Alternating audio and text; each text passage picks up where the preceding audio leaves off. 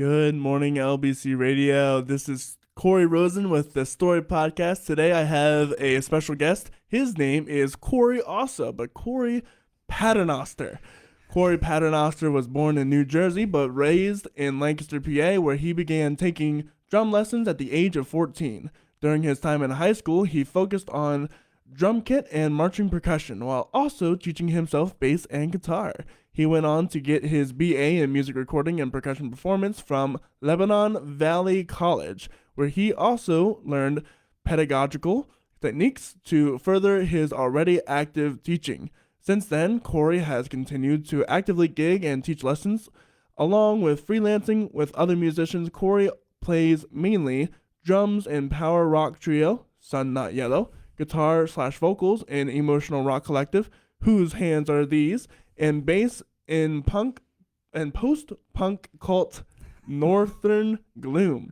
Both Sun Not Yellow and Northern Gloom are actively touring in the country and locally this summer. All these bands rehearse at 627 Drum Studios, where Cory also teaches lessons weekly. You can check his projects out at www.corypaternoster.com. That's CoryPaternoster.com. You can find him on Linktree at Son of Yellow, and also Linktrees at Northern Gloom, and Linktree at Whose Hands Are These. Cory, how are you doing today? I'm doing great, Cory. How about you? I'm doing great. This is going to be a very confusing episode to those listening. So many Corys. So many Corys. Yeah, I mean, honestly, though, I've only met like 5 different Corys in my life. But they all spell their name differently, right? Yes, actually. We're the only ones that spell it C-O-R-Y. Yeah, there was a Corey. There's a Korri. She's a girl, Okay. and she's awesome. There has Cory Blockus. Do you? I've never met him. He's also a drummer. He's a cool dude. I think he spelled the name like we do. C-O-R-Y. Corry, yeah. Yeah, I found the C-O-R-E-Y is the most popular, but I have met K-O-R-Y. I've met that. I've met Kori. Yep, I met her. It was funny. One of my really close friends in college ended up marrying a woman named Cory. And I was like joking because we were like super close in college, and I was just like, yeah, dude, now you gotta spend the rest of your life with a Cory. So, right. Yeah. I've also met a Corrie. I-E. I-E, right. I was like, It feels a little redundant at that point, but right. when it's all the amount. Okay, so our recording is working. I've always gotten awards that have misspelled my name. Yeah. In high school. Was that ever a problem for you too? So yeah, it was because, and the funny thing is they'd always spell my last name, which is ridiculous, right? Like, so Paternoster would be right, and then they would misspell my name. Well, like, Paternoster isn't that bad because it's long. It's long. The only problem is that it's long. Yeah. But it's very it looks like it sounds. Yeah, exactly. You know what I mean? Like people always like add, like sometimes people will say it wrong, like they'll add extra letters like pastor not or like pastor or pattern or pat or like it's like a patter like Paternoster? no stare or like that, like they'll like kind of like add like some finesse or something at the end of it. I'm like, nah, it's just Paternoster, like nostril, you know, like yeah. But yeah, almost always I would get my first name spelled wrong. I'd be like, how do you get the 11-letter word right? But you missed the 4-letter word. And it's like, you. First off, you're my school. Yeah. If you had a question about it, you can literally just look me up. Yeah, and that's the other thing that gets me now is with social media and stuff. Like, people will message me on Instagram or Facebook, and they'll be like, "Hey, Cory," and Corey. I'm like, "Yo, you are messaging." You have me in the header of your but also to be fair, iPhones will always autocorrect to Corey, which is just oppressive. Yeah, exactly. That's a good word for it. Yeah, I feel targeted. Right. But yeah, I mean, it's definitely been an interesting life as a Cory. I honestly think that my parents just really didn't know how to spell it when I was because when I was born, like my mom and dad like didn't have a name for me. Like they had been like discussing names and they didn't really have one. So I was born and they were like, "What are we gonna name it? what are we gonna name it?" And my grandma was like, "Why don't you name it Cory?" And my parents were like, "Oh yeah, that sounds like we both don't dislike it. So Corry, that sounds right." It would have been really funny if they done Quarr. Oh my god! Well, and that's I think that's actually where it came from. Is like quarry. I'm pretty. I mean, it makes a lot of sense. So yeah, I was gonna be a Freddy actually. Freddie or Corey? I like Corey Freddy. better. Yeah, I do. I do like. I was gonna Freddie be a Freddy Rosen. the Third. Okay, all right. I mean, if when you have those like those italics at the end, the I, Yeah, that's pretty but cool. also I'm really happy I'm also Corey. For sure. It's nice. Cory Rosen is a nice solid It name. flows off the tongue, bro. But you could have been Freddie, like Fredi I or was DGII. You could have put the eyes at the end. That's pretty cool, actually. Anyway, to music. Yeah, back to the music. That could be your musician name. Right. Yes. Yeah. What could be what inspired you to do music? So from a pretty young age, I always really, really enjoyed listening to music. Specifically, like I just remember, being in the car with my dad and him having like cassettes and just like listening to classic rock radio and stuff like that. And I remember just, every morning before he would drop me off at, I guess, my babysitter at the time, like, cause he would go to work early and drop me off and then she'd take me to school. We'd always just drive up along the beach and just like listen to like classic rock radio, or he had a couple of cassettes that he would always listen to. So I just remember like from a pretty early age, I just like knew I'm like, I don't know how I'm going to do it, but I just want to do music for the rest of my life. And I kind of knew pretty early on that I would have to, probably do other things. Like there was a point in my life where I was like, I'm going to be a scientist and a musician. And then I realized I'm really bad at science. So I was like, let's, just stick to the music stuff. So I feel like from a pretty early age, I knew what I wanted to do, but I didn't really know what instruments I wanted to play. Like I tried guitar. I was bad at that. It really hurt my fingers. So yes. So I stopped. And then I played like, trumpet, clarinet, and all of this kind of stuff. It hurt my lips. And it hurt my lips. And it hurt my fingers. And then I realized if I just put two pairs of sticks in my hand, it'll work out. No, but I'm hurting drums. now I'm hurting something else. Yeah. But when we moved from Pennsylvania to New Jersey, or from New Jersey to Pennsylvania, I just kind of like on a whim just decided that I wanted to start start playing drums, and my parents were like, yeah, no way. You have proven to us that you are not capable of sticking with something, and we're not going to buy you the loudest instrument there is just to have you, not one play of the more expensive instruments. Exactly, yeah, with all the pieces and stuff. So they basically made me promise that, or it was the kind of a deal that we had, like if I took lessons for a year or so, like they'd buy me a drum set, or like at least help me buy a drum set. And that was actually like one of the first things that like I saved for and stuff. Like I remember having like a little jar with a picture of a drum set on it, and I'd take lessons. Like I'm sitting there on the pad just like, this will pay off. This will pay off. This will pay off. That was literally my college career. Yeah. I'm just like, this is gonna pay off. This is gonna pay off. And I had like, every time I'd get like do chores or something like that, I would just take the money and just put it in this little bin. And one year for my birthday, I just like, we got back from church in the morning, and my parents were like, all right, you can go downstairs. There's something for you. And I went downstairs, and there's a drum set. And there's like, the classic picture of like, me just like touching a cymbal, just like.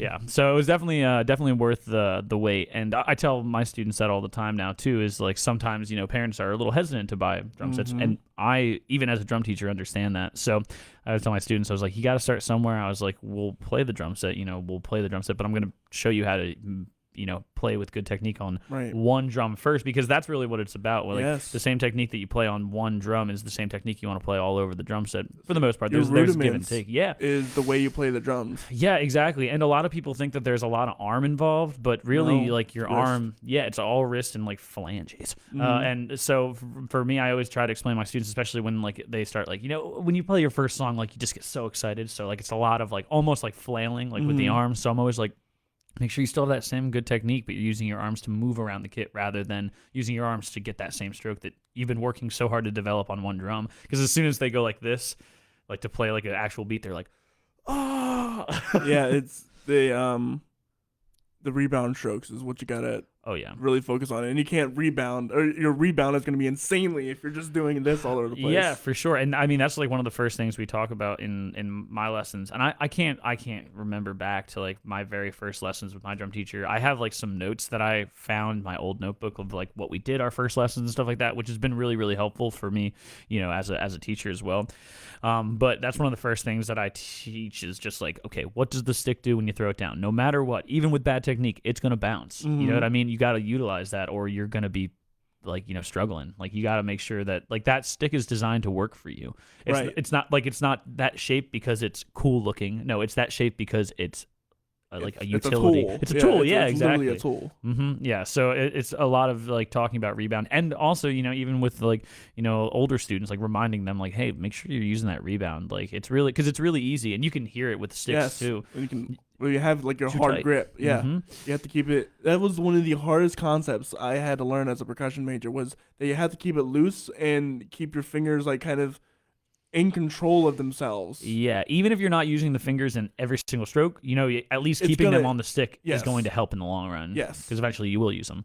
Right, exactly. And it's especially like with the posture, I guess you would call it, of holding the stick. Yeah. I guess like know what you posture or call like that. structure of your hands. Yeah. Like just the shape of things. And again, like realistically, like your hands are bigger than my hands. You're Dude, taller. Everybody's gonna have their own grip. Dude, trying to find a stick that would work for me. I'd have to have the marching like thickness of a stick, The but girth. yeah, the girth of that stick, because that's what was. If I any tighter, my hands would cramp. Yeah. So I had to use like those marching girth, and then have like the small The head small on the tip. top. Yeah, the small yeah, tip on yeah. the top, so I didn't break the snare drum.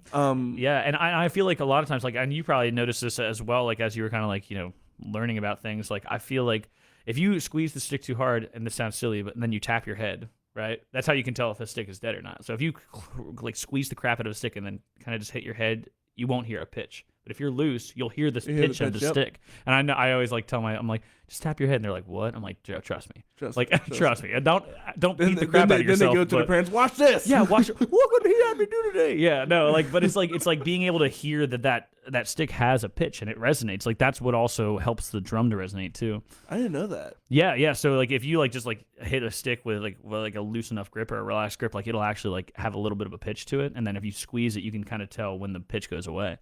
Oh, okay. So it's like the vibration of the stick. Yeah. So the stick itself has a resonation point, and that's how you can tell. Like Vic Firth says like pitch match sticks, and like they're basically weighted the same. So if you get a new pair of sticks and you tap one head or one stick and then the other stick, they should be the same pitch. And is that helpful? Oh yeah, for sure. And that's how you can tell when a stick is dead. Like Really? sometimes like it looks like it's gnawed off, but it's fine. But then like sometimes like you'll hit it and it's just like, you're like, oh, it's not like boo boo versus. I know it's Really? it's crazy. It's crazy. Yeah, you can totally tell when a stick is dead or not. That's wild. Yeah, because I'll like see like especially like seeing like newer students like kind of like learn this stuff is also like how I've kind of come to learn it too. Like watching somebody learn is like the best way to learn as well. Oh yeah. And I've definitely found like students like I'll give them like sticks for Christmas or something, and they'll use those sticks for like a year or two because like they just don't think anything of it. They're like, oh, they're not broken. They haven't snapped in half, and I'm like, yeah, but those sticks are totally dead. How long do you think a drum pair of sticks lasts typically? Like a standard pair of drumsticks. It really depends on how much you're playing, honestly. That's also fair. Yeah, so I know when I was like in high school and like playing drum set and then early college, like I went through sticks all the time because I was legitimately like breaking them all the time. Right, that's also fair. And I wasn't playing with the best technique. I was still finding where I played. But ever since I've kind of really started honing in on my technique, I'd say more so like I learned about the good technique in college, and I really started applying it when I had time afterwards, more so to the drum set and stuff. But I will say definitely over time I found that the better technique I play with and the more relaxed I play, the longer the sticks last. So for me, sticks will last if I'm actively gigging, at least like a month or two ish, I can get away with it. But again, if I'm playing like, it also depends on the bands. If I'm playing like just like freelance stuff and I'm like playing like background music at the Horse Inn or like, like kind of like in the back of a bar. Chilling. I'm chilling like in a giant room where like I'm just like, It's just doing like smooth jazz. Not too much. Yeah. But if I'm playing like on tour, like I'm gonna bring like probably like 4 to 5 pairs of sticks, and I'll probably go through half of them, at least. And I will say like the technique stuff. Ever since I started teaching with my friend Brian, like he's super like into like all the technique stuff. So I'll just sit down on a pad with him and talk to him about technique, which is good because when you can watch, it's almost like looking in a mirror. Right. Exactly. When you can watch somebody and be like, hey, like, oh, your left hand's slicing a little bit. Like little things like that you just wouldn't notice because you're so close to the source. And that's another thing. You have to be so in control of your entire body. Yep. That was one thing because it made me so mad. But my drum instructor would always be like, you got to keep practicing your paradiddles and make sure that whenever you had whatever stick back, accent whatever accent was the same as your other accent. Oh on yeah, the because other your hand. left hand's like a little Yep, weaker. my Yeah. left hand is always a little weaker, and I'd always have to push a little harder, and it felt unnatural. Yeah. It feels so unnatural Yeah. because you're if you're right hand dominant, your left hand is going to be weaker no matter what you're doing with it. Always. So always. But your brain doesn't clock that. To you, it's just the same amount of pressure, same amount of whatever. Yeah. But when you're actually like listening to it, you can actually hear how different. I'm doing horrible. I haven't drummed in years. No one could tell. No one can tell. But yeah, no, dude, I totally feel you on that. And I always tell my students a lot of times, like, you'll hear it more so when you go to do like a fill. So you're like boom, and then like cha cha cha cha, but it'll be like ta ta ta ta. Yeah. Like it's just like kind of like you can just hear that nuance. Be But like micro accents almost. Yeah, exactly. And because the right hand is just like, yo, I got this, and left hand's like, I kind of got this. I'm just going along for the I'm just ride. going around for the ride. Yeah. And I think I always say you either got to match your left hand to your right or vice versa. Or vice versa. Bring your right hand down, because I know for me that's usually the case. It's not that my left hand isn't getting up, it's more so that my right hand is just like too confident in it. Mm-hmm. It's just like, like I'm like that I feel like almost my right hand is just like overly zealous, it'll just like kind of like, oh no, even my arm will sometimes go up Mhm. because it knows what it's doing. My Yeah. left hand is like, I'm more focused on my left hand, so it's my right hand is getting all the time to itself. Exactly. It's doing what it wants. Yeah, for sure. And I mean, if you think about just like the way the drum set's oriented, at least like your right hand is doing most of the strokes, especially like with grooves, right? Yeah, right. So your right hand gets a lot more reps. So we've gone a long way from the story. We're just drumming. But I mean, this is good. This is stuff people don't know. Yeah. What are some like? You can be really dangerous when you do drums in regards to like health wise. Mhm. What are some exercises you can do to protect your hands and your wrists? So a big thing that I like to tell at least all my students, and this goes for anybody playing any instrument, is make sure you just warm up. When you take like even 5 minutes just to kind of like focus on whatever technique you're working on, or even whatever part of your technique you're trying to get better. If you just take 5 minutes to get started and get yourself warmed up, like it'll make a big difference in the long run. Just really kind of focusing in for like 5 minutes on like, oh man, that left hand slice. Let me just like make sure that that's not happening. Okay, and then when you go to practice, like you're not going to nail it every single time, but I think that that's a big proponent of like overcoming those things. And also, especially with drumming, is making sure you stay relaxed, because Yes. whenever you go to play faster notes or busier beats, Tense up. you're gonna tense up. So the natural reaction is for your body to kind of like, oh, I gotta get this. But really, it's like the opposite. You almost want it to like kind of like, you want to let the sticks rebound more. Yeah, you want to relax, and it's gonna help you. If you're tensed up, you're gonna have to make more motor controls, which is gonna overstress your muscles. Mm-hmm. And one of the things I used to do, they used to give me a drumstick, and I'd hold it like this, Yeah. and like hold it out like that, so that way it's stretching my stretching out your, my like, wrist kinda muscles, Yep. and working on that, because oh my gosh, my father, he was a really good local drummer, and he's starting to get arthritis in his wrists because he just overplayed a lot Yeah. and didn't stretch out. And that's the other thing that goes with like warming up, is stretching out too. Like I try to like, the days that I feel best are like the days that I wake up in the morning and like actually like stretch my body in general too. Like it doesn't have to be like crazy yoga. I try to do yoga sometimes, but even just stretching your body and just kind of like, instead of just rolling out of bed and drinking coffee, like rolling out of bed and drinking a cup of water and just like stretching yourself out, it makes a big difference. And especially your not just like bending over, but like moving around your ankle. That's like your extreme limbs, I guess. Yeah.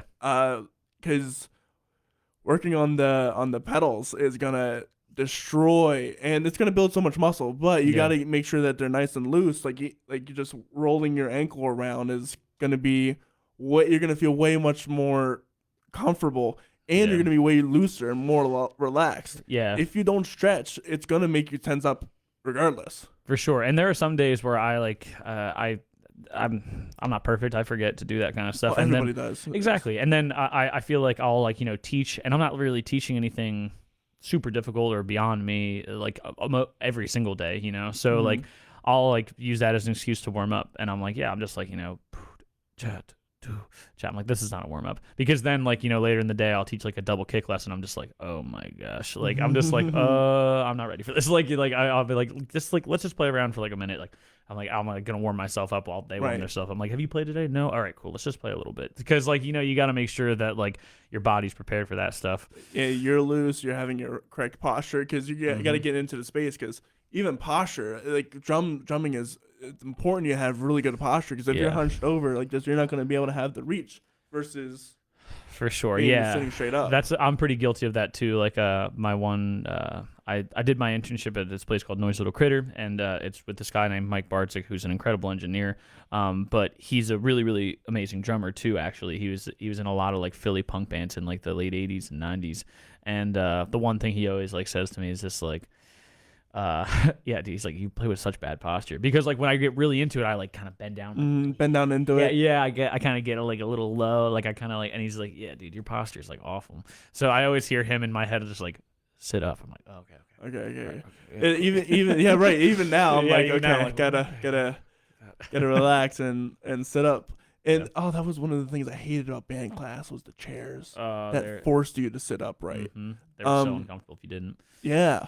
So you kind of, going back to your story, you kind of grew up with that, and then you went into marching band. Yep. Yeah, so what happened for me was I started taking drum set lessons, and I had a really bad experience with middle school band. Like the band director he just wasn't really a nourishing force for me, and kind of used my drum set lessons. Like when you're in middle school, you have the option to take lessons with the teacher, or if you're taking outside lessons. Oh, do you? Yeah, at least I did it. Yeah, so basically what it was you like when you're in middle school band, like if you're taking outside lessons, like you don't necessarily have to take lessons with whoever the director is. And from the get-go, I didn't really enjoy him all that much, so I didn't. And then he would kind of always use that as an excuse to not teach me the actual things that I needed to teach, which again, I should have been a little bit more. I probably should have been a better student, but he definitely should have been a better teacher, because I've actually had students that have come through like my personal teaching studio that have said the same things about this guy. So anyway, I just had a bad experience with him. But when I went to high school, we had just gotten a new band director, and he was absolutely unreal, like just truly inspirational, just like an absolutely amazing guy. His name was Adam Gumble, and he I was in indoor drumline. I was playing drum set for indoor drumline, and he was like, yeah, dude, we really need another tenor player. And I'm like, I don't really want to do that. It's just like such a big time commitment. And for those who don't know, a tenor is 5 drums. 5 drums, yeah. So it's like the doot in marching band. So it's like the pitched toms that they march around with, and those are like the heaviest things. Like besides the glockenspiel. Besides the glockenspiel, yes. I always made that point clear. Are you serious? The glockenspiel's heavier? Oh yeah, because it's like all the bars are metal. That's first true. off, that's true. And then you have like the whole wooden giant apparatus to hold that, and then the harness, which the only thing they gave us was, so like there was the shoulder straps, no back support, by the way. Nope. Just 2 forks to hold all of that weight. That's how my college tenors were. It was awful. It was rough. But yeah, it's heavy. It's heavy, and you're out there in the summertime for like ever, and you're wearing these god awful uniforms. The wool uniforms in August and September, brutal. But yeah, again, all of those things are the negatives to why you should do marching band. But those are literally the only things that are negative about it, because everything else about marching band is rewarding, unreal. Yeah, I've never been more like driven to be good at something than I was in high school at that. For some reason, like in those moments, it felt like, obviously like I've had drive to do other things throughout my life, but I feel like that really like got myself together, because I only had a few hours a day to not even hours, like to do homework. I had like an hour, so I had to make sure I got everything done in that hour before band or after band. You're a better student than I am. Yeah, well, and then on top of that, like making sure that you had your music memorized, because like there were so many times where you'd get called out, and if you are at the end of that stick, like you don't. It's not even that they're mad at you. It's just like you've let people down. Yeah, it's just like, come on, man. Yeah, exactly. So for me, like that was a big proponent, because I was like, it was later on in high school. I hadn't been doing any band stuff, and he was kind of like, no, you should definitely like join band. Like you're pretty good. I was like, okay. And that was daunting, because at the time, like I was really good at reading drum set music, but where I kind of got a little off was I couldn't really relate. I didn't understand how drum set music connected to notes like on a page, like a snare music. I really just couldn't put the two together for some reason. Like I could see, okay, well, I have eighth notes in my right hand. This is coming in between. Okay, I can kind of like coordinate my limbs like this. And then as soon as I would read like I'm like when rudiments combine. Yeah, Gotcha. yeah, or like reading drags and flams and stuff like that. Like it was way above me, but kind of forcing myself. I realized at that point, that was also the point in high school where my mom kind of forced my hand to let me know that I was going to be going to college. I didn't. Gotcha. I think we talked about this a little bit before, like in our previous hangs and stuff. But yeah, I did not want to go to college, and my mom was very much like, look, like you got 3 dead grandparents, and they left you money to go to college, so you're going to college. So I'm grateful for the fact that she pushed me into it, but she was pretty much like, you can do whatever you want, like you can. You go to college for whatever you want. You're just going to college. Exactly. So again, like one of those things that, like looking back on it, like I'm so grateful that was like an opportunity that I had, because a lot of people don't. But I realized that like if I was going to go to college, for anything, it was going to be music. So that's the point in high school, like sophomore, junior year, where I was like, all right, time to get serious about music and at least like be a little bit more well-rounded. So that's when I joined band, and then marching band, and then from then on it was pretty much just that for the last like 2.5 years of high school. and marching band is such it's so awesome. Not only does it's a sport, it really is. Yes. People will say it's not, but no, you're working out, you're gaining muscle. I have calves of steel, dude. Because you should see our calves. Corey's, our calves are gigantic, man. Huge. And they've always. I also played soccer, so even more so, even right? more so, yeah. So I can walk all sorts of ways. Yeah, I can, you know what I mean? I can crab step, I can back step. I can walk and drink water without spilling it all over me, because that's actually a real problem people have. I know. I'm aware. Yeah. I'm so aware. I take that for granted too. I know, right? Because in marching you have to learn how to step front, heel to toe. It's heel to toe. And so it's so smooth. You can literally like, I flex on people because they have to stop, and I'm like, oh yeah, watch this, and I just start drinking water as I'm walking. Yeah. And they're like, what in the world? Yeah. And I'm actually really coordinated because I went to Drum Major Academy. And they have the march offs, right? Oh yeah. Where they call out directions, and if you get it wrong, it's pretty much like Simon Says. Yeah. But if you get it wrong, they pull you out, and then you get like a reward if you do it. And there's like just about face or half turn, right? Whatever. Stuff that I can't remember now. But I was really good at it. Yeah. I was insanely good at it. And now I have the dexterity to turn on a dime, even though I've not practiced in a while, but I can still do it. Yeah. And I can walk for a surprisingly large amount of time. Yeah, dude. Yeah, Earthwalkers. Right.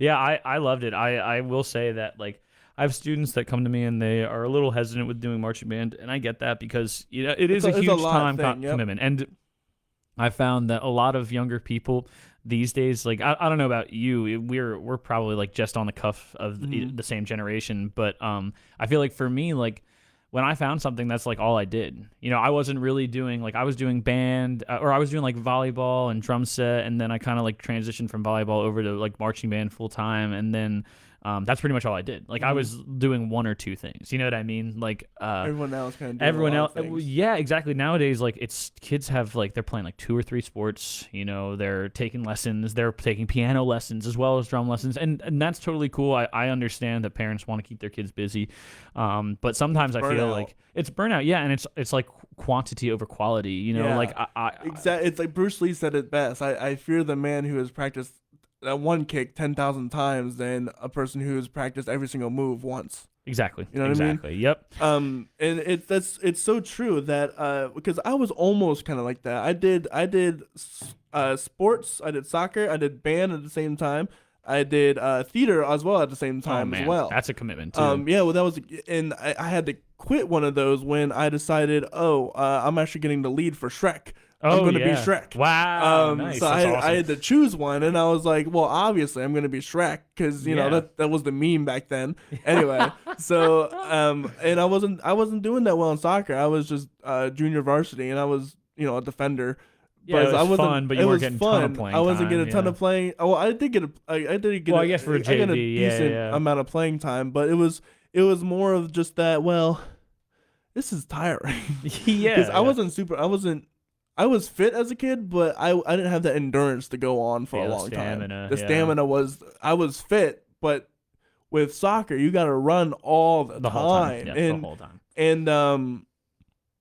I just didn't have that capacity to keep going like that. Whereas for marching band, yeah, it was like just like 30 minutes of walking around for the shows. Yeah. In regards to the practice, it was a lot longer. I feel like marching band is more of a mental stamina. It was more of a mental than a stamina, physical. absolutely. Yeah. Yeah, because walking, yeah, that does take its toll every once in a while. And if you have to move like 10 yards and 5 counts, yeah, or like technically like it'd be 8 or 16 counts, but you got haul butt across the field. It's gonna be a lot. It's much more a mental thing. Yeah, and you're kind of just like, it's like you were saying, like with the back pain. Like when I first started playing tennis, I wore a back brace. I was the only one out there with a back brace, but I don't give a crap. Like I was like, no way, I'm going to wear this back brace like a loon. Yeah, like, I wish I had done that. Honestly, it really helped for the first like, I'd say like month or two. Then I stopped wearing it. Like as soon as we were like actually in uniforms, I wasn't wearing it. But like band camp, I was like, I'm wearing this. Like It probably saved you a lot of pain too, because band camp is no joke. People don't realize how. The common phrase is always one more time, and it's never one more time. It's never anything in the arts is never once more. Yeah, that's how I've always heard it. It's never once more. It's always 5 at least.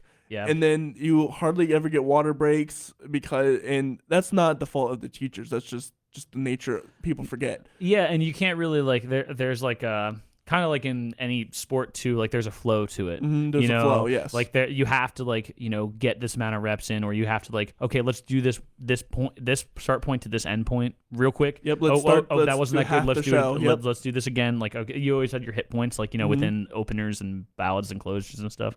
But yeah, so I totally resonate with that because like that. You were saying no one will admit that it's a sport, but until you've actually done it, you cannot say one way or the other because it is. Because not only do you have to walk across the field in these bulky suits with these heavy instruments, no matter if you have because if you have a flute up here, it's gonna wear off for a while. If you're doing that on your arms, you're just holding it. No one can just do this. No one can do do this for 30 minutes. Tell me how you feel afterwards. Everybody watching right now, just put your hands up and hold it for like 5 minutes. You'll be like, oh dang. Yeah, right, exactly. Not to mention you have to hold like a metal instrument, or like a saxophone, or even like holding it like that. That's gonna wear on you. A trombone, you're gonna be doing this all the time. Yeah, trumpet, you gotta hold it up here. Your upper body is still, unless you're like with the mouth stuff in your fingers, and then the lower half of your body is just hauling around the field, and you got to breathe while playing. Yep. And that it's hard because if you're not in shape, I often tell people like if you want to get in shape as a kid, if you want your kid to get in shape, don't have them like join soccer or whatever, because they'll just get run out of energy so quickly and they'll just like give up. But if you give something like music to them, not only is there the prospect of they get to make noise and get to have fun, but they're also getting to work hard, and they're going to lose a lot of they're going to get in shape no matter what. Like all of my friends, even the bigger ones, they slim down over because it's impossible. You got to breathe, you got to learn how, you got to have that long endurance, you're going to have that foot endurance, the heels and the calves, and they're gonna bulk up a little bit. And even just standing at attention is challenging. It's challenging. Yeah. You're waiting for someone to just be like, I don't even remember what the release word is. It's parade rest. Parade rest. Yeah, and you're just like, oh god, thank you. Yeah, right. Everyone leans back, just like, yes. Oh, it was either lean back or lean forward, and just like holding your drum set or holding your tenors up. Yeah, and I found that actually, like I have one student that it's funny, he never showed really any interest in marching band this whole time. He's really into like making like hip hop beats and stuff. So a lot of our lesson has been focusing on like concert band stuff, and actually like going like like kind of like it replicating those hip hop beats. But he actually just started getting into marching band like on a whim. Like his one friend like just wanted to audition, and he went with him. And his mom actually marched like Jersey Surf and stuff. Oh wow. And he was never really even mentioned marching band at all. I was just like, okay, cool, like whatever. And he's like, yeah, I went to the marching band meeting. It was pretty cool. I was just like, oh crap. And he got on baseline as like a freshman, which is impressive because he had never read bass music before. He's like, can you show me how to read this? And I'm like, oh, well, I'm like, which bass do you want to be? He's like, I really want to be bass too. I'm like, well, that's the most challenging one, so let's do it. And he got it, yeah. So I was like super proud because it was literally like in a like maybe month period where he decided that he was going to try marching band, and now he's like all in. Well, I tell you what, the first time like I ever saw like a drumline video, I was like, I want to do that. Yes. Yep. And it's literally the coolest thing ever. Especially watching them at like the peak levels. Yeah, WGI and stuff like that. Oh my gosh, like the Queens, like the Queens drum set, like whatever they call that over in England. But like or like the legit actual army stuff that they do. Oh my gosh, it's so cool. The presidential drumline, I think is that what it's called? I think so. Presidential or something like the one in America. Yeah. I actually know one of the guys who plays tenors on that line. That's wild. It's crazy, and his job is literally just to play tenors. I'm like, that's so. And oh my gosh, it's my band, my drumline didn't have the capacity or the wherewithal to do like the different bass because we had different bass sizes. But it's hard to do that, dude. Yeah, it is hard to coordinate. It's like almost handbells, but for bass. And we never did stuff like that. But like almost have it's basically like a tenor drum, but spread across 5 people. Yeah, exactly. That honestly, so snare, tenors, like they're hard in themselves, because you have to learn all that music and stuff. Bass line is the hardest position. Oh, absolutely. Like straight up, like I'm surprised that such young kids get put on bass line, and that is how you learn to count and get really good. Absolutely. But like imagine just being like, instead of going like da da do da da digga digga da, you have to go da da da. Yeah, it's stuttered. It's stuttered playing. Imagine really. practicing that. You have to kind of know the whole part, like a digga digga boop a dig dig. All right, cool, and then you have to go got. What? Like. It's almost like you're like it's just like yeah, right. And right, not only to mention that they can't even see over a lot of times over their drums. They have to walk sideways. Crab walk, I think it's called. Like yeah. Well, that's like so when everyone else is moving like forward, they're sidestepping, and when everyone else is moving side to side, they're front stepping. Dude, the process of learn because I don't think that any of the other band, they can literally just turn their bottom half and go and like still face the front. But for us drummers, no, we had to sidestep, over behind, sidestep, over behind, and learning that, oh my gosh, was that torture? Especially like when you first learn it, you're like, this isn't that bad, and then you put the drums on, you're like, oh yeah, damn. and then you know if you're on real earth, that's worse. But if you're on turf, it's okay. But if it's on like real actual or ground, blacktop, like asphalt. I've never, like in a parking lot. Oh yeah, we did. Like have in competitions. That's when we practiced. Yeah. But no, we didn't really do competitions. But all of our shows were on. We had a real earth. Field. We had real earth. Oh, okay. Like cut grass and everything. So there was like kind of potholes sometimes, or little divots. They're not potholes. It's not a road, but you know what I mean. I know exactly what you mean. Yeah, because I've twisted my ankle one or two times. Yeah. Well, I remember we would do competitions, and it would be like specifically Lancaster Catholic. Like they just have an all earth field, like grass. But like I remember like so many times like people would just eat it because it was like that, and like the Red Lion field up over in New York. Like those fields were like they were beautiful fields, like they were great, but for marching band, awful because you would just hit like we would be like okay at the 45, like just like 5 yards behind the hashes, like make sure you're watching that. Like there's a hole over there, like. And not only to mention that the field changes once the game starts because everyone's tackling each other. There's cleats that have like an inch of like solid metal going into the earth. It was like game. It was like game planning. Yeah. Like you're like it's different. Like so, if you're like usually if you're the home band, like you'll go first, and then the away band goes at halftime. But right? Oh really? No. It might be the other way around. I can't remember. We never actually did that. What? Our school systems were very, very small. Gotcha. And not that well funded. So it would oftentimes be that for example, maybe before the show, the other cheerleader squad would come over and do a thing for us, and then but that was it. That was literally it. For the halftime, it was whoever's home field it was. Oh, okay. And then Yeah, we got to watch. yeah. So when we would play, it would be like we would do either the halftime show at home or if we were away, sometimes they'd let us do a pre-show. But honestly, I feel like by my senior year, we weren't going to away games. We only went to like one away game my senior year because it was like a playoff game. We got annihilated football team wise. But well, a lot of the time we were like doing cavalcade and stuff. So every weekend we were doing like competitions and stuff, which was epic. It was incredible. And like that's like what I loved so much about it was like a Friday. So you have off on Monday. That's when I had drum set lessons. And then Tuesday, Wednesday, Thursday, you got band practice, whether it's like, right after school or like Thursday nights were like under the lights because we had the football field or whatever. And then Friday nights were football games. Saturdays were competitions. And Sunday you're just trying to recuperate, That's wild. Yeah, it was a lot. It was never like that for us. We only had our a lot of time in school. And then we had like a band camp 2 weeks before. And then whatever else, it was just on like, Friday nights. Yep. Yeah, and that's the thing is that like marching band is like such a spectrum. Do you know what I mean? Like, absolutely. It totally depends on how much funding you get. Yeah, and then when I went to college, it was kind of similar to what you were saying. We only really practiced like we had a class time for when band was, and then we practiced 2 days a week. And then we did have a band camp before school started, and then we would just play the games on Saturdays. That was it. We did like maybe like one like featured thing where we would go to like a local high school and play, but like high school marching band was. I'd go as far as to say, for me, like 20 to 30 times more intense than college marching band. Because college, like, it was like a mixed bag. Like, everyone in high school wanted to be there, and they were 100% committed. In college, for some reason, like, people just kind of looked at it as credit, like, as a class. So, like, some days they'd show up. Days they would, it was.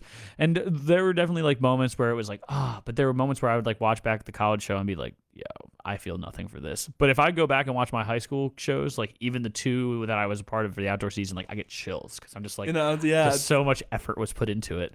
I remember that I was drum major for a while, and I put in a lot of effort for my routine. Yeah. But because for my school, everyone tried to do the twirl up and then catch it, but they would always miss. And you're like, I'm not going to be that guy. I am not going to be that guy. and there was so much. I worked for a long time. I had a whole routine. I put it under my leg. I did it around the back. And then just the final thing, I'd throw it up, catch it, kneel down, spin it, keep it spinning. Like, yeah! And dude, no, literally the game. This is a moment I will never forget. People are like, "You're gonna mess up. You're gonna mess up." They had never seen my routine. Yep. And they didn't even know what was happening for them. Just wait. And I threw it up. Crowd goes quiet. And I catch it, and they're like, "Oh yeah, dude, nothing like it." Everyone is cheering. Yep. And I got chills just hearing that, dude. I know exactly what you're talking about. I know, and that was, and every other time I did it, nothing ever happened because they. But the first time, they went insane, the entire crowd, and I was like. No, for sure, yeah, and it definitely was the same thing in high school throughout the season. Like the first time we played, like early August, early September, or whatever, like the fans would kind of be like. Well, okay, whatever. And then we'd like get to the first big hit. Everyone's just like, "Wow, oh my gosh!" But then after the season like was going, they're just like, "They did it better last week." Right, exactly. Like, yeah, that's exactly how small town USC is. It's like when they do it really good the first time, they're like, "Oh wow, we actually got something going on here." And then by the like the third or fourth week, it's like. Yeah, they did it better the first time. Yeah, I kind of like the other bands. I don't really recognize these tunes. Like, yeah, right.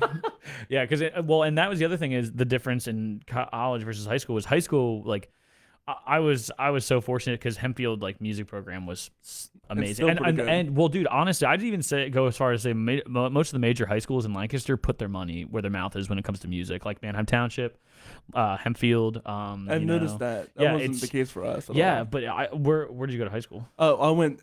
Salisbury, Maryland, like Delmar High School. Yeah. But we had at least our 4 years were some of the best years for the band. I and that's like the difference too is like I feel like when you have kids that are into it, like that probably helped the future. Oh yeah, no, our drum line and everyone in our band at that time was so heavily into it. We really when I look back at it, when I look at the band today, I'm like, wow, man, it was really something when we were a part of it. Yeah, but for sure. Today, I realize that they're not really all into it. They don't really put on very good performances. But when we were a part of it, like we were getting like high praise. Yeah. For it, and I know that because all of us were really, really practicing all the time. It made a difference. Yeah. Yeah. And I noticed, so like when we were in high school, it was all like original music. Like it was like brand new music. Like no one had ever heard it. It was like a concept, you know? Really? Yep. And it was like a WGI show. Like it was like we had somebody write our drill for us. We had somebody write the music for us. No way. And then I went to college and it was pretty much like pop tunes,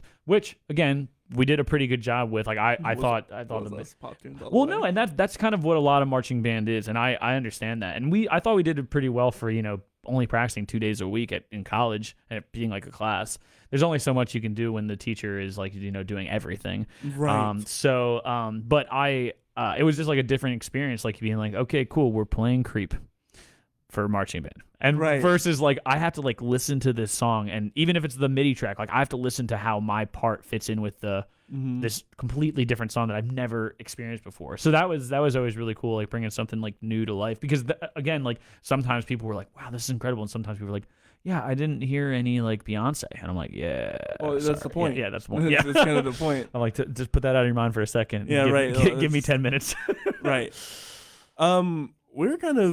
We kind of steamed through. I hope you guys really like marching band. No, I love marching band. I could not care less that this episode was based off of marching band. I hope that if anybody has taken away that they want to do marching band or encourage someone they know to do marching band out of this episode, we have done our job. Oh yes, dude, marching. It's so, like I literally could not encourage it more. Yeah. That marching band, like even if you're not in the drum line, just doing something with your body, with your time, with your hands, because it's such a rewarding process. Like, yeah, for example, if you do sports like other sports like football or soccer, you can lose. Yeah, you know what I mean. And that's gonna feel awful a lot. And especially if you put your heart and time into it, it's gonna, you know. But with music, there's not really a losing unless you're at like a competition. But even then, even then, like you can go and you can like give your heart and soul and still like and not win, but still feel like I on top of the world. Yeah. And especially if your school isn't doing competitions, you're never losing. Yeah, exactly. And it's really only like there's only positive sides to it, you know? Right. Like I will say, being in competing bands like definitely had like it was a roller coaster ride. Like it was emotional as hell. Like being on a sports team, you know, wins and losses, whatever. You know, high percussion days where we literally were the reason that we lost. You know, like that kind of thing. But at the same time, like there was never a moment where I was just like, this wasn't worth my time. You know, it was always worth it. Even if we out of like, you know, we show up and there were only 3 bands we were competing with and we got 3rd.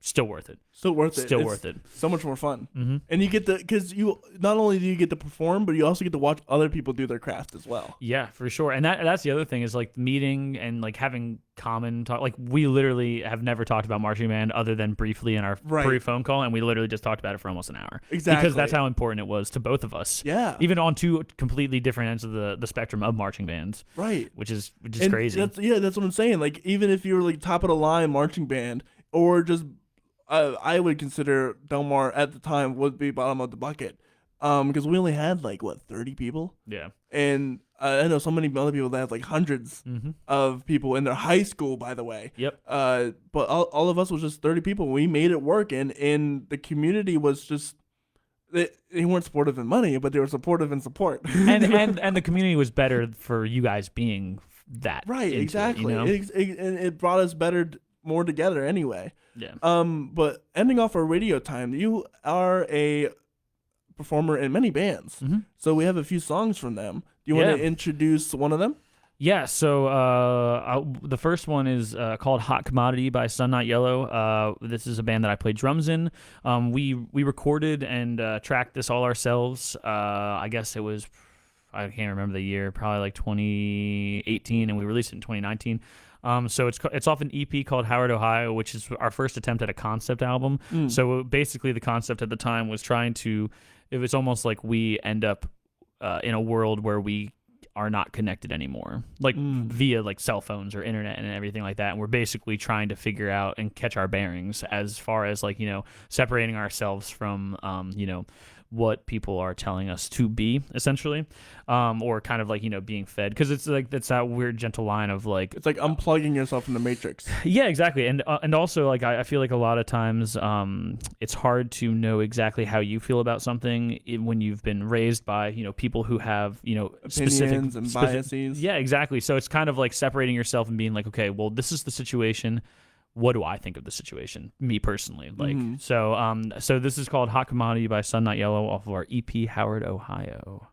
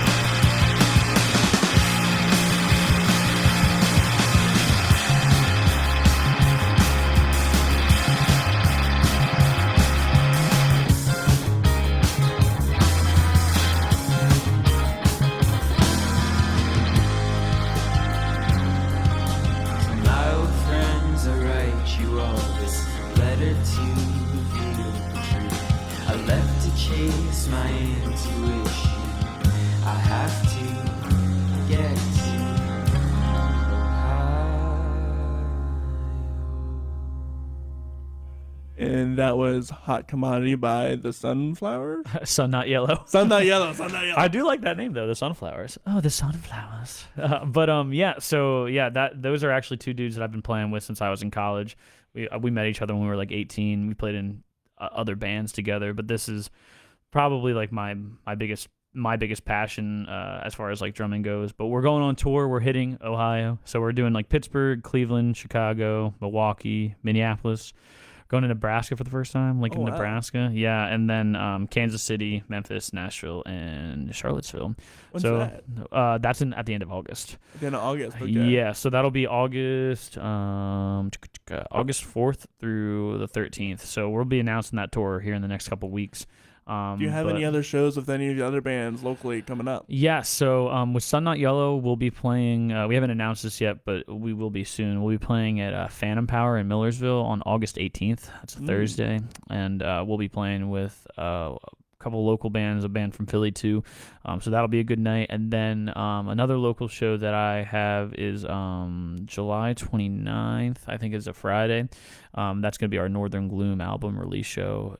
Friday the 29th at Tellus.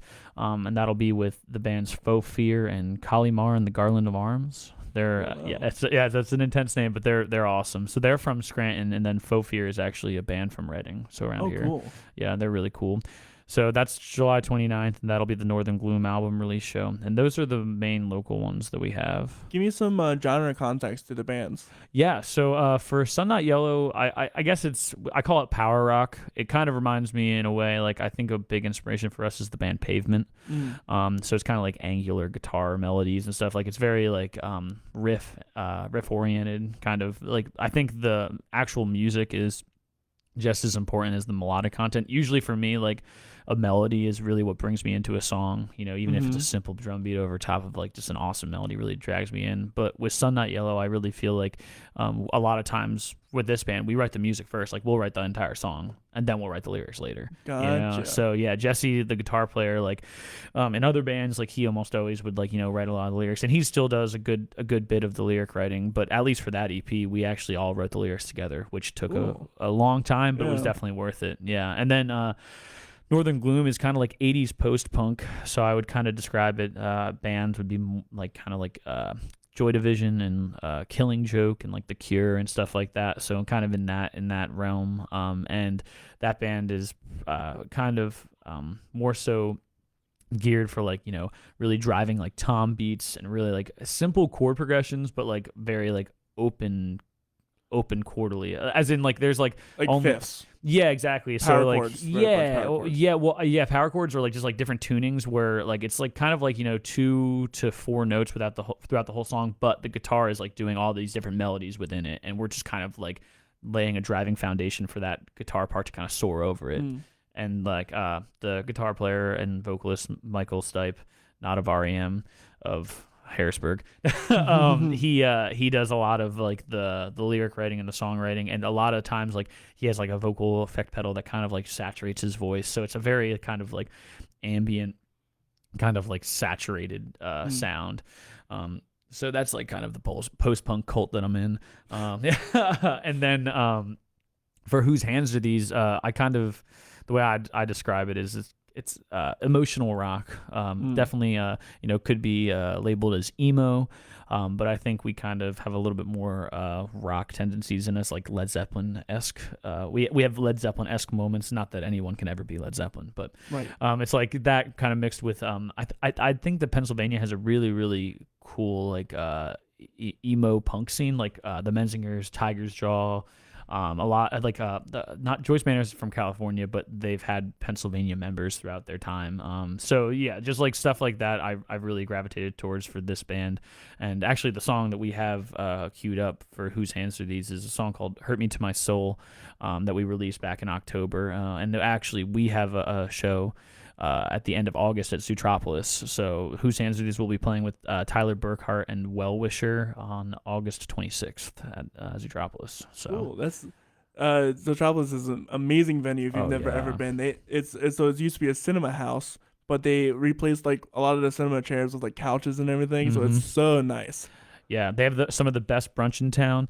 So the food is also oh great. My god, yeah. So I highly recommend their brunch, and then like you can get like a matinee. So that what they'll do is they'll do like brunches, and then they'll have like matinee and some like they're more like an independent movie house, like this kind of like that obscure stuff. Like they were showing like Parasite before Parasite was like a big thing. Right. Yeah. They do movies and like live music and shows. And there was I went to a comedy show. I did see that. Yeah. And it was super cool, super awesome.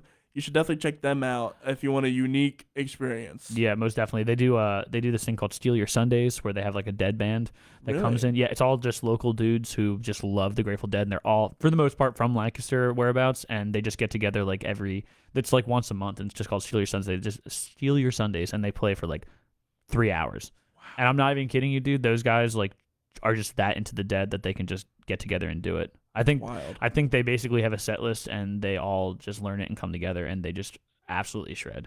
And those guys are awesome. So that's like another thing. They do a lot of really, really cool stuff. So if you're around Lancaster or even in just the Pennsylvania area, definitely check out their schedule. They got a lot of cool stuff coming up. And that's Zootropolis. That's ZEO-tropolis. Tropolis.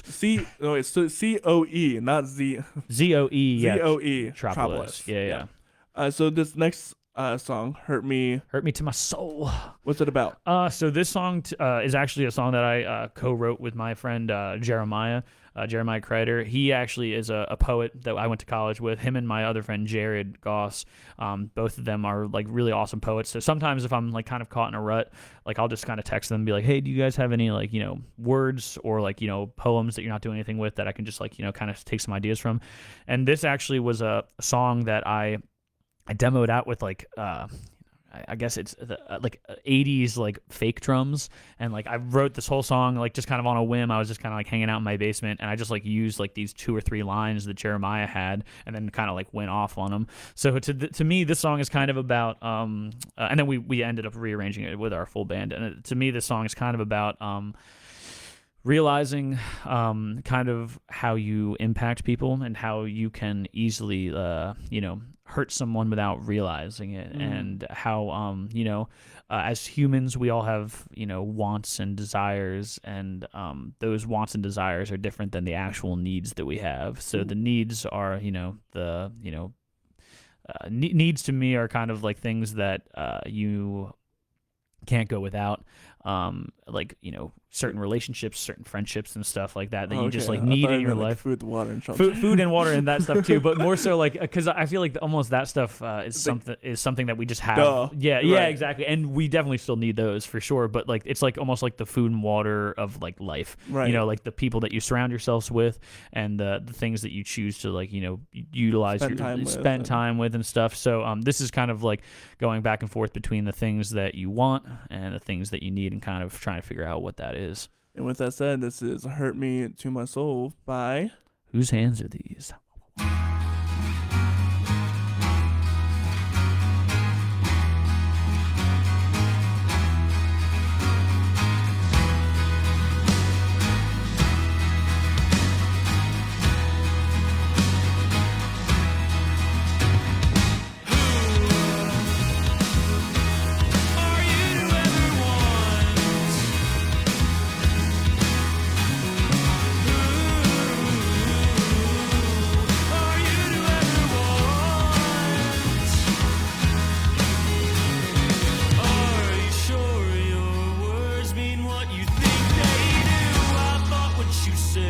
Something entirely different. You hurt me to my soul. You hurt me to my soul. You hurt me to my soul. Why do you remain so hidden? You seek forgiveness when you've already been forgiven.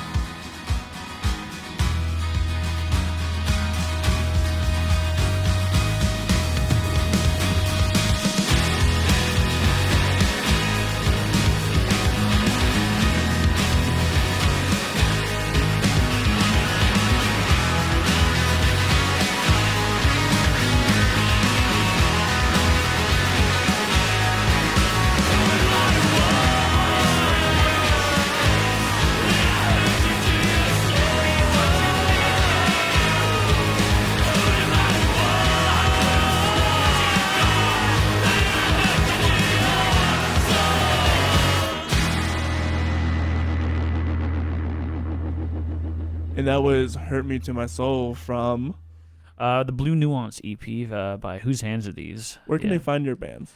So we have a bunch of link trees that you guys can check out in the comments, but on all streaming services you can check out Whose Hands Are These, Northern Gloom, or Sun Not Yellow. Any place that you listen to music, we're there. Awesome. So we're gonna go off the radio and talk more about he owns a studio, if you don't know. So if you want to listen to that conversation, you can head over to facebook.com/The Story Cory Rosen. That's CoryRosen.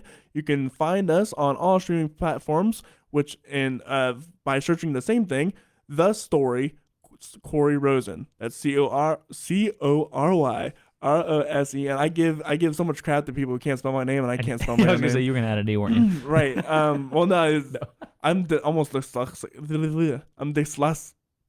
I struggle with words. You know Yes, what I mean? I got you.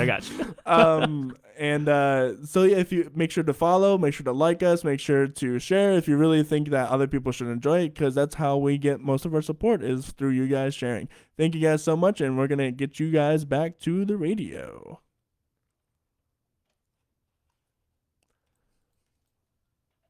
All right. So, you own a studio. Yep. How did that come about? So my teaching partner Brian and I were looking for a new space. We were teaching at Drums Etc., which is an awesome local drum shop. But we just kind of caught wind, or kind of like started to put the pieces together, that they were going to downsize. And usually with any downsizing, like, you're going to have people who aren't going to make the cut. And not that we wouldn't have been those people, but we assumed that when they changed locations, they would have a smaller teaching studio, which is exactly what happened. They ended up downsizing. They have one guitar studio and one drum studio, when before they had 5 drum studios. You know, like, yeah, there were a lot of people. Like, I would be willing to bet if anyone's ever taught drum lessons in Lancaster, they taught at Drums Etc., because that was like the spot, you know. So we kind of caught wind that they were going to downsize. So Brian and I kind of did some math and realized that if we went in together, we would be paying a lot less for a space if we just, you know, pulled our resources together. So anyway, we ended up finding this space over by American Bar and Grill on Elizabeth Avenue, and we really liked the spot itself was in pretty rough shape. It literally looked like a punk band had been recording in there for years, and, you know, not doing anything else with it. So we got one room, and we ended up, you know, converting that. It took us about, you know, maybe like 2 months of like solid work to really get everything ready. And we did that, I guess we got the space in like September of 2019 and worked through October and November to get it up. And we were pretty much in there teaching by December of 2019. So right before the 2020. And then in March, the pandemic hit. So we luckily I got really lucky, because I just moved into Lancaster City from like rural Lancaster, and when the pandemic hit, I definitely couldn't teach in my apartment because we were in the middle of the city. So Brian was able to teach from his house in Downingtown, and then I was able to teach him in the studio throughout the pandemic virtually. So it worked out really, really well. And then basically what happened was, we were paying our rent, and the landlord just kind of approached us and was like, hey, like, I have these other spaces that I know are band practice spaces, and they just don't pay rent consistently. Like, do you guys think you'd be able to, like, you know, facilitate this and pay rent consistently? And it was a pretty hefty ask, because we were almost like quadrupling what our rent would be. But we knew that if we got enough bands in there, it would definitely be an endeavor worth doing. And also a spot for the community, because right now with the comedian club sailing off the building, and there's just really not a lot of rehearsal spaces in Lancaster. So we kind of took on that endeavor, and like I said, it was a little bit of a heavy ask at first, mainly because the studios were in pretty bad shape. Oh yeah. Yeah, you know, you saw you saw, like, there was literally like this gigantic room, and there was just like, you could only use half of it. You can only use half of it. There was there's junk. holes in the floor. Holes in the floor. Still, we're working on the holes in the floor. we have them covered right now. Like, don't go over here. Holes in the floor, holes in the wall. You know, yeah. It was a lot of cleaning that needed to take place. Yeah. So the cleaning alone took us about 2 months, which was awful, because we were planning on, like, you know, kind of turning it around within a month to kind of, you know, get bands in there and stuff. And even now, after a couple, we've probably been in there maybe 4 months. It took 2 months to kind of clean it out, and it's been like 2 or 3 months of, like, you know, having bands able to be in there. But on top of that, like, it's just, we still have so much work to do. Oh, absolutely. It's crazy. Like, we still have a corner of just like things that we're like, this is probably like, these are probably worth something, but we don't know what to do with them. Because like even like amplifiers, like a lot of the amps, even though they were like cool, like they were just in such bad shape, you know? So it was like, okay, let's clean the dirt off this one and see if someone will give us $50 for it, you know, like things like that, where we're just trying to like get rid of things. And it's paid off pretty well so far. You know, we're breaking even every month right now. So, and we've also been trying to do some shows here and there. We're trying to, you know, be a DIY spot without oversaturating it, because I feel like a lot of places in Lancaster, if we've learned any lessons from DIY spaces, is it's easy to get burned out on them. Like any of the art spaces, like whether it was Soka, even the Kaleidoscope that was doing shows for a while, like all those places were amazing venues, but they were having shows like several times a week. And if we know anything about the Lancaster music scene, is that, like, you know, realistically, even as a musician, like I know for me, I'm probably going to go to one show a week if I'm on top of the shows that I'm playing. That's Do you know fair what enough. I mean? Yeah, actually, like, Like think about it. Like For on real. top of like the rehearsals that you have, like I'm. You don't want to necessarily go and see a live show all the time. That's literally me. I've just trying to go out to see a live show is like, It's a lot, because like you're like, you know, you have a gig, you know, maybe over the weekend, and then like you have like 1 or 2 practices. That's 3 of your days. 7 nights, you know. And the main nights as well that shows happen anyway. Yeah, exactly. Like the later on in the evening, like Thursday, Friday, Saturday, Sunday, whatever. So we're trying to kind of like, you know, basically our idea is to have like a band practice space where the bands feel comfortable, like, you know, leaving their gear, a safe space for them to kind of be, and then also try to do like some events every once in a while that'll help us, you know, kind of like raise a little money to put money back into the space. Essentially, we're trying to basically just make it a cycle where we can really like do something good for the community without wearing ourselves too thin. And I should say we kind of trash talked it a little bit, but it's really it's a really nice space now. It is, like, I've been there a few times, and it looks way better, and it's a really nice spot too. Thank you. Yeah. I appreciate you saying that, and it is cool. Like it's clearly a warehouse. You know what I mean? Yes, very but much. That's what makes it so good about it, though, because you can get the nice recording in there. You can get really high quality recording there. It's a really good practice space for like a small venue, because that's mostly what's if you're gonna do like a gig at some of these venues around here, that's about the space you're gonna get.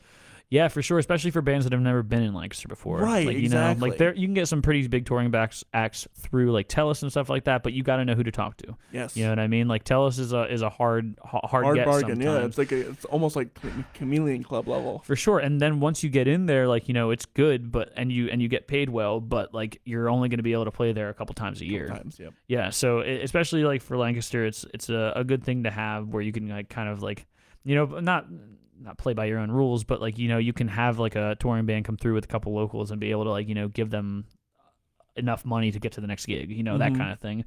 So yeah, and it's good because like you said, like the room itself, like there's just like some kind of energy in there, like a good vibe. We saged all the bad energy out, but now we have all the good energy in there. But like you can literally set up like a simple interface and a laptop and just go to town. Like our one, have you ever met Sam Yoder?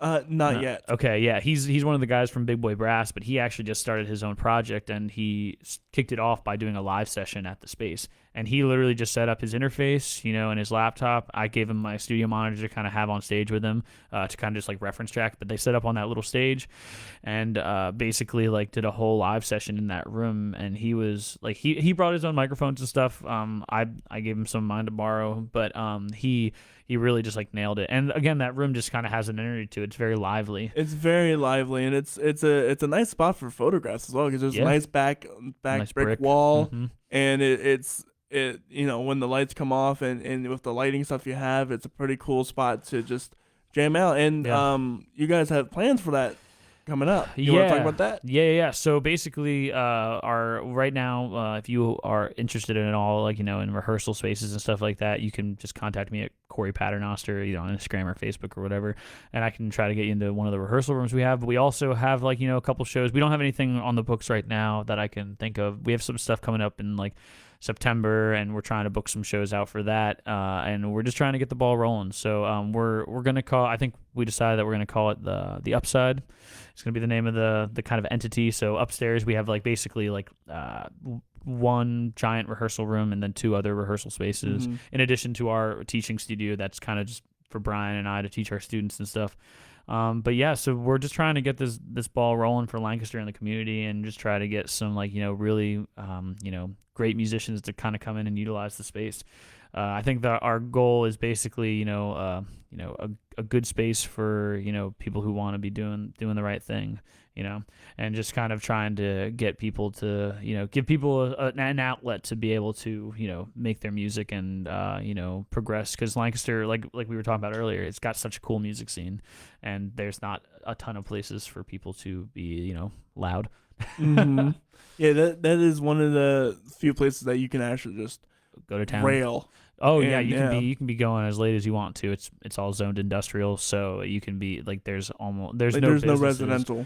Yeah, no residential, and all the businesses close at like 5. So, right, exactly. So you can be as loud as you want. Yeah, it's awesome. Like sometimes when there was an open mic there, it would start at like 7 or whatever, and then well, you got to be careful of this spot too, because sometimes there's no at least back in the day, there were no windows really to look out and see the time passage. Mm-hmm. So, and there was no clocks either. So it was like 7 o'clock, and then we stopped jamming out at the open mic, and it's 6 a.m. Oh my God, that happened? That happened, yeah. I'm too old for that now. Well, when you have like some of the musicians that you have in there, for sure, yeah. Like Mike Rasafi or Robin or high level musicians like that. Sure. And you just go off forever. It's easy to get caught up. It is so easy to get caught up, and time passes, like, especially when you're not able to look outside and see the sunrise. Yeah, the sun was already down when you got there. So. Right, exactly. So it was just we were in a box, and we had all these musicians, and we had no concept of time whatsoever. Nobody had a watch or a phone on them. Yep. Or at least looking at one. Yeah, actively looking. Yeah, no, you're right. That's amazing. Like, I feel like I've definitely had moments like that too. And that's what the space kind of allows. Just kind of let time pass and do your thing as much as you need to. Have an experience. Mm-hmm. Yeah, and that's really what music is all about too. Just kind of like waiting for those moments to happen. Like I always say that luck is when like preparation meets opportunity. That's all that luck is, really. Like just being in the right place at the right time and being ready for it. Yes. And I feel like, with music, it's a lot of situations like that. Like one thing that really helped me to kind of like be able to play, certain gigs confidently. Like if I was playing like in a basement show in Philadelphia, like I was ready for that. I was like, I know what I'm doing. I know this. But some gigs, especially if you're like, you show up at a gig and you're just like there, you don't know what the set list is. They're just like, yeah, we're just going to start playing and you're just going to vibe. And you're like, okay. I like at first I was pretty nervous, but I just remember like there was like one gig where I just like told myself, I was just like, they wouldn't have asked you if they didn't confident if you weren't confident in you. So you're meant to be here. Right. Right place, right time. Like you're meant to be here. So. And if you mess up, don't worry about it, because exactly it's a relaxed thing anyway. And for me, like I feel like I tell my students this all the time. I'm like, it's more obvious when you make a mistake and you acknowledge it. Yeah. And you don't laugh about it. If you're like just like, oh God, here we go. Like, yeah, okay, it happens. If you look like you're having fun after a mistake, it's better than being like, oh God, I just messed this up. Yeah, no. Every time I make a mistake on the piano, I laugh because it's funny first off, but people understand that it's late at night first off. Yeah. And besides, if you're going to at least a venue, most of the times it's going to be an alcoholic venue, so people aren't going to care anyway. Yeah, people are just having a good time. Yeah, right. People are vibing anyway, so don't sweat it, man. Well, this has been a lot of fun. Yeah, for sure. And for any musicians out there, just go out and have fun. Yeah, honestly, go to those go to those open mics. Go to those, sit-in shows. Like, there's a lot of sit-in shows that you can do. Like, I just learned. Do you know Connor Devlin? Mm-hmm. Yeah. Is he from the Big Boy? He's the sousaphone player in Big Boy Brass. Yeah. I just talked to him yesterday, and he was like, yeah, every Sunday or every other Sunday, I can't remember. At Tellus, they have like the open jams. Yeah, the open jams. They're always there, and you can like sit in if you bring in something. Yep. So I'm gonna check that out actually. Yeah, and the Monday night open mics at Tellus have been great too. I don't know who's hosting this month. I don't know who's hosting, but last month was amazing. Jake Joyce nailed it last month. Yes. I think Tomato Jake. I don't know what his name is, but Tomato Jake might be the guy this month. in June, I think. I'm not sure. I But don't again, know. But every yeah. month they've been basically doing a featured artist as the open mic host to TELUS, and it's been absolutely awesome. So Yeah. there's a scene to get out there with, and if anyone ever asks you to jam, just like go do it. Don't That's do like, it. just have And fun. if you even think that you're not that good, do it anyway. Because you know what? Get that thought out of That's your how head. you get better. Mm-hmm. Yeah, the That's- only way you're gonna get better is practicing Is it doing it. and playing with people. That's like the best practice. Literally the best practice. I wouldn't be the pianist I am today without having to play with drummers solo. I have done that plenty of times, or Mm-hmm. play with guitarists solo, because then you get to figure out where you're supposed to be anyway. Yep. Because your instrument fits in differently depending on who else you're with, Yeah, and so that's all just experience based. You can't practice that you can on your own, Yep. at least. Yeah, and you know how you fit into songs. Like you can play along with songs all day, and that's also good practice. But you will never know where you truly fit within an arrangement of things until you're in that arrangement, and you're the only one playing drums, Yep. bass, piano, And guitar. especially if you're not the leader of that song Mhm. either, because that leader of the song, like I've never played House of the Rising Sun at the same time. Yeah, You know what I mean? yeah. Exactly. And there's like different roles too, like being the leader where you're the one calling the song versus like sitting in and being like, okay, that's the song we're doing. All right, Or let me figure this what's out. the chord progression? Yeah, exactly. So, but thanks for having me on, dude. I Yeah, appreciate man. it. If you want to check out Cory Paternoster, he's on Instagram, he's on Facebook. You can check out his projects, and the links they are in the description, and they're also on Instagram Mhm. and all other streaming platforms. Definitely check out his music. And you have a gig coming up. Not this week. Not this week, but I'm trying to think. within later- This week I'm leaving for the UK, Oh, so I'm going to the United Kingdom for a few weeks. Yeah, my girlfriend's family lives over there, so we're gonna go wait, visit you said them. that, yeah. Yeah, so I think the next gig that I have is I don't know. It might not be till July. Let's see. I think Put it in your calendars. put it in your calendars. I guess the next local show will be July 29th at wow. TELUS. Yeah. So we're leaving for tour for Northern Gloom in early July, and then when we come back, we'll be ripping a gig at TELUS. So come on out and hang. Well, all right. Well, with all that said, I hope you guys have a wonderful rest of your day, and we'll see you later tonight. I have a guest coming on at 7:30 p.m. He's Duke So Crazy from Harrisburg. So if you want to check that out, make sure you tune in later tonight. With all that said, see you then. Bye, guys.